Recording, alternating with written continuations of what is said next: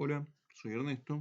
En este video quiero hablarles de las transformaciones lineales. ¿Qué son las transformaciones lineales y cómo las vamos a utilizar para hacer transformaciones del espacio que luego nos van a ser útiles?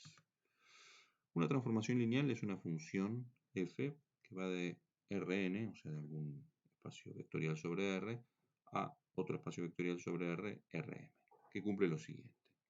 F de la suma de dos vectores tiene que ser igual a la suma de f de la suma de cada vector, para cualquiera sea el par de vectores elegidos. O sea, las transformaciones lineales reparten en sumas.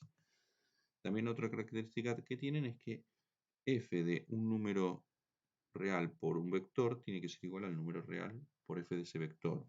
Es decir, las transformaciones lineales sacan escalares que estén multiplicando fuera de la función. Una importante consecuencia de estas dos condiciones es que f de 0 da 0. Aquí los ceros representan a los vectores nulos de los espacios en cuestión. El primer cero es la tira de ceros de Rn, el segundo cero es la tira de ceros de Rm. Veamos el caso más sencillo, f de Rnr, funciones reales, o sea, funciones de una sola variable. Son transformaciones lineales de la forma f de x m por x, es decir, funciones de proporcionalidad. Se puede mostrar que las únicas transformaciones lineales en este caso son esas que están allí. Veamos que cumplen lo pedido. F de una suma de números a más b, esto sería igual a m de esa suma, de a más b, m por a más b, porque es lo que hace la función.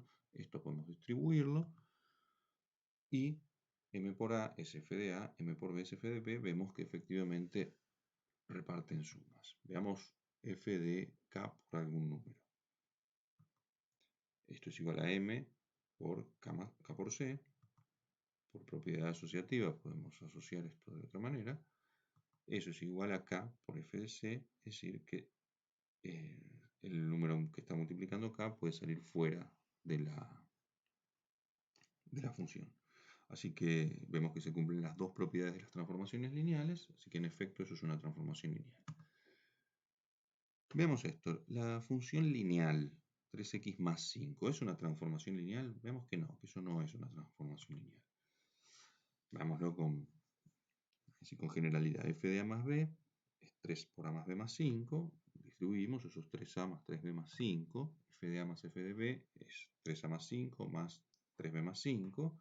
Bueno, claramente esas cosas son diferentes porque en una hay 5 unidades más que en la otra y eso nunca pueden ser iguales, ¿no? Como esas dos cosas no son iguales para ninguna b que yo elija, esto no es una transformación lineal. Lo cual me dice que las funciones lineales en general no son transformaciones lineales, salvo solamente las funciones de proporcionalidad, es decir, las funciones de la forma m por x, o sea que tienen que tener ordenada 0. Bien, nos interesa analizar las transformaciones lineales que van de R2 en R2. Se puede demostrar que estas transformaciones tienen que tener la siguiente forma. Una primera coordenada a por x más b por y, donde a y b son dos números reales, y otra coordenada cx más dy, donde c y d son dos números reales. Las podemos escribir matricialmente con vectores columna, de esta manera, donde xy, el par ordenado de xy está representado como una columna. Fíjense que si hacemos esa multiplicación de matrices, nos queda la primera fila a por b por el vector columna, queda ax más bi, segunda fila por vector columna queda cx más dy, que son las coordenadas de nuestro campo vectorial. Así las transformaciones lineales son productos a derecha, porque recordemos que multiplicar por matrices no es conmutativo, por matrices. Bien, veamos un ejemplo. El ejemplo es la primera coordenada de este campo escalar, de este campo vectorial es x más 2y, la segunda coordenada es x menos y. Recordemos que esto es un campo vectorial que transforma vectores de R2 en vectores de R2, o si quieren puntos de R2 en puntos de R2. Vamos a pensar que son puntos lo que está transformando para simplicidad.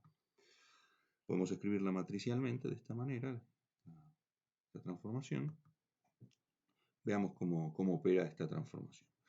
Tomemos el punto 0, 0. Hacemos la cuenta, f de 0, 0 nos da 0, 0, lo cual estaba predicho porque era una de las condiciones que debería cumplir las transformaciones lineales, y vamos a representar a la izquierda el espacio sin transformar, a la derecha el espacio transformado. Entonces el origen va al origen. El 1, 0, ¿dónde va a parar? Hacemos la cuenta, nos da 1, 1. O sea que ese punto verde va a parar al otro punto verde. El punto 0, 1, representado de color marrón, hacemos la cuenta, va a parar al 2, menos 1, allí abajo. Y el punto 1, 1, hacemos la cuenta y va a parar al 3, 0. Vemos entonces que esta transformación nos transforma ese cuadrado de 1 por 1 en este otro paralelogramo. Una característica que van a tener en común las transformaciones lineales es transformar cuadrados en paralelogramos. Analicemos una cosa más. F de 1, 0 nos había dado 1, 1. El 1, 0 es el primer vector de la base canónica, que llamamos E1. Ahora, el resultado es la primera columna de la matriz, la columna 1, 1. Ahora, si miramos la cuenta que hicimos para el 0, 1, que es el segundo vector de la base canónica, E sub 2, eso nos dio como resultado la segunda columna de la matriz. Esto va a ser una cosa que va a pasar para todas las transformaciones lineales, ahora lo vamos a pasar en limpio. También se puede ver que, de alguna manera, la transformación lineal lo que hace es transformar el espacio de una manera en la que genera una nueva retícula. Todas las rectas del entramado original, las rectas x igual a un número y las rectas y igual a un número, se transforman en rectas oblicuas, todas paralelas a estos dos vectores, 1, 1, 2, menos 1. De manera que el espacio es transformado de una manera prolija, por decirlo de alguna manera. Se transforma todos los cuadraditos en todos paralelogramos, todos paralelos e iguales entre sí. En general, si tenemos una transformación lineal de esta manera, con el determinante de esa matriz distinto de 0, va a transformar cuadrados en paralelogramos, más precisamente va a transformar cuadrados de área 1 en paralelogramos de área igual al módulo del determinante. ¿Sí? F de 1, 0 es igual al vector dado por la primera columna, F de 0, 1 es igual al vector dado por la segunda columna. Bien. Y es importante aclarar lo que dije antes, que se conserva la forma del espacio de alguna manera. La forma en el sentido de que el espacio es transformado de una manera muy particular, ¿no? O sea, todos los cuadrados son transformados todos en paralelogramos idénticos. Bien, veamos un caso especial más de todo esto, que son de interés. Si la transformación lineal resulta ser de esta forma, para algún tita, la matriz es cos de tita menos sen tita cos tita. Si la matriz tiene esa forma, la transformación lineal, si la matriz, repito, es de esta forma, es una rotación de todo el espacio respecto del origen de ángulo tita en sentido antihorario. Es decir, esta transformación resulta ser una rotación. Por ejemplo, si tenemos esta transformación, coseno de pi sobre 3 menos seno de pi sobre 3, seno de pi sobre 3, coseno de pi sobre 3. Pi sobre 3 son 60 grados, ¿no? O sea, la matriz sería esta, ¿no? Porque esos son los resultados de esos senos y cosenos. Si tenemos esta matriz, nos damos cuenta que estos son los senos y cosenos correspondientes a pi sobre 3. Entonces esto resulta que es una rotación del espacio en 60 grados, en sentido antihorario.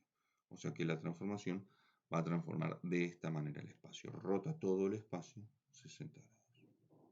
Y conserva todas las medidas, ¿no? Porque el cuadradito de medida 1 es transformado en ese cuadrado también unitario. Si calculan el determinante de esa matriz, van a ver que esa matriz tiene determinante 1, justamente. Eso es lo que hace que la transformación sea rígida. Bien, espero que se haya entendido todo y nos vemos en otro video.